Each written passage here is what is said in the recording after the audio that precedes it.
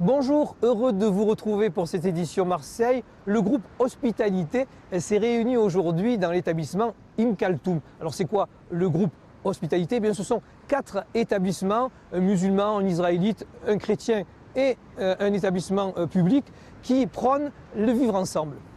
On donne les mots qui nous permettent de décrire la mixité sociale après. Et à la fin, on répond aux questions où peut-on la vivre, pourquoi l'accepter, etc.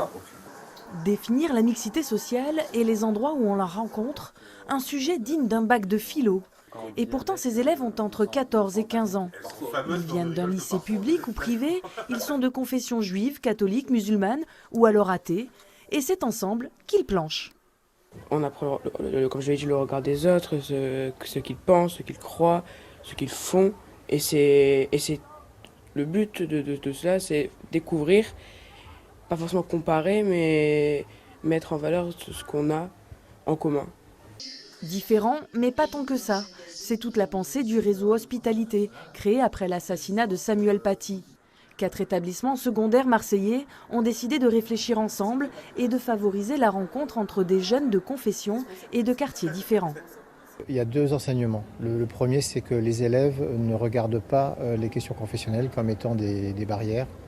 Et ils sont conscients qu'en fait, il y a davantage de choses qui les rassemblent que de choses qui les séparent.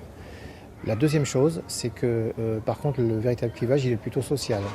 C'est parfois plus compliqué d'arriver à faire vivre ensemble nos élèves des quartiers d'éducation prioritaire de l'établissement public que je dirige avec des élèves de différentes communautés mais qui sont peut-être un petit peu plus favorisés. Rien que rester dans le calme et à lire un livre, c'est déjà une forme de spiritualité. Une vingtaine d'élèves travaillent en atelier sur les questions qui rassemblent, comme par exemple l'écologie, ou encore les sujets plus tabous, comme la religion et la spiritualité. Là, on a la place d'en parler, de l'évoquer et même de le faire découvrir aux personnes qui ne connaissent même pas le mot spiritualité, qui ne l'ont jamais prononcé en quelque sorte. Et c'est ce qui est très important en vrai.